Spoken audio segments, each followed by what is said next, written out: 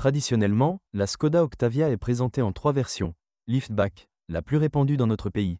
Break Combi, ainsi que sa pseudo-version tout-terrain appelée Scoot, qui se distingue d'un Break ordinaire par un kit carrosserie en plastique supplémentaire sur tout le périmètre de la carrosserie et une garde au sol accrue. En général, comme l'a montré l'expérience d'exploitation, la carrosserie de la voiture présente une bonne résistance à la corrosion. Les inconvénients des parties de la carrosserie incluent les phares anti-brouillard avant, qui peuvent s'embuer.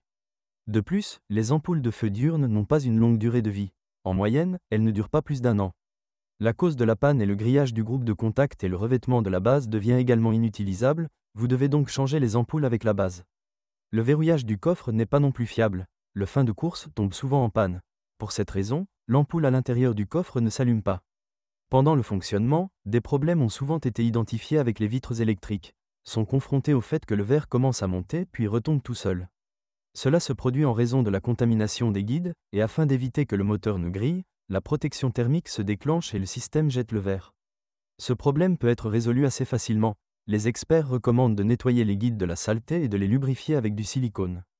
Les propriétaires de Skoda Octavia A5 critiquent assez souvent le système de climatisation intérieure, ou plutôt son compresseur, qui s'est avéré très peu fiable. En plus du bouton d'ouverture de la serrure centrale, avec le temps, le groupe de contact qu'il contient s'use, les gens commencent à appuyer plus fort sur le bouton et, par conséquent, il cesse de fonctionner et tombe en panne. La gamme de moteurs destinée à la Skoda Octavia de 2e génération. L'A5 a été sensiblement mise à jour, notamment les moteurs à essence.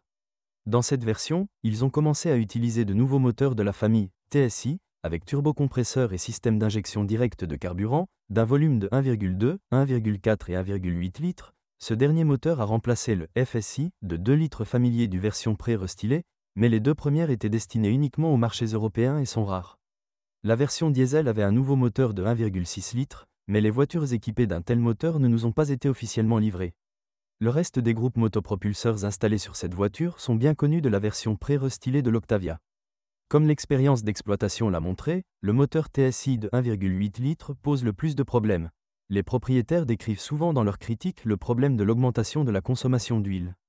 Par exemple, en utilisation active, la consommation peut être comprise entre 500 et 800 grammes par millier de kilomètres. De plus, si vous conduisez avec un niveau d'huile bas, le tendeur de chaîne hydraulique peut tomber en panne, ce qui peut faire glisser la chaîne sur les engrenages du vilebrequin, ce qui entraînera une rencontre fatale des soupapes avec les pistons. Les propriétaires de Skoda Octavia A5 équipés de ce type de moteur constatent souvent des problèmes avec la pompe, perte d'étanchéité et augmentation du bruit. Les électrovannes de commande de la turbine et la pompe à carburant haute pression tombent également souvent en panne. Dans le même temps, il convient de noter que le constructeur était au courant de ce problème et a modernisé ce moteur au milieu de l'année 2010, en éliminant tous les points faibles. Il est donc recommandé de choisir des versions produites à partir du second semestre 2010. Le choix des boîtes de vitesse conçues pour la Skoda Octavia A5 est assez diversifié. La voiture est disponible avec une transmission manuelle à 5 et 6 vitesses, une transmission automatique à 6 vitesses et un robot DSG. Comme le montre l'expérience d'exploitation, la transmission robotisée pose le plus de problèmes, qui se manifestent par des à-coups caractéristiques lors du passage de la première à la deuxième vitesse et de l'engagement de la marche arrière. Les propriétaires expérimentés recommandent de reflasher l'unité de commande électronique. Si cette procédure ne résout pas le problème, vous devrez alors remplacer une unité mécatronique défectueuse ou un pack d'embrayage usé. Les transmissions mécaniques et automatiques fonctionnent sans plainte particulière. Est-il possible de critiquer un peu la mécanique qui a été installée en tandem avec les moteurs diesel? Après un kilométrage d'environ 150 000 km, le volant bimasse commence à s'effriter. Ce dysfonctionnement se manifeste par un craquement et un cognement caractéristiques lors des changements de vitesse. Structurellement, la suspension de la Skoda Octavia A5 n'est pas différente de la version pré-restylée. Une suspension de type McPherson est installée à l'avant et une multibras à l'arrière. Des barres anti-roulis sont installées sur les 2 essieux. Une suspension fonctionnant correctement fournira à cette voiture une assez bonne consommation d'énergie, ainsi qu'une bonne stabilité et maniabilité. La seule chose que vous devez retenir lors du choix d'une version chargée de la RS, équipée d'amortisseurs sport et de pneus à profil bas, est qu'une telle voiture sera assez rigide, mais en même temps elle aura une excellente stabilité et maniabilité.